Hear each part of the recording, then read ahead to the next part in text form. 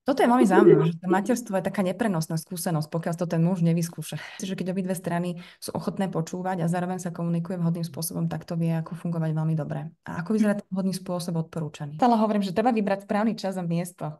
A často aj u tých klientov, že proste vybrať si moment, kedy ten muž je vo dverách a odchádza proste do roboty a Mm. ešte vidíme, že je v strese, tak to proste fungovať nebude. To znamená, že naozaj si cieľene vybrať tú chvíľku, kedy je proste pre oboch pokoj, pohoda, deti nekričia, možno už spia a porozprávať sa o tom bez nejakého zásadného vyrušovania, ak sa to dá.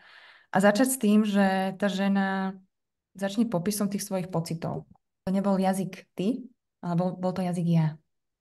To znamená, že vieš čo, cítim sa teraz, odkedy som doma s deťmi alebo s dieťatkom, veľmi osamelá.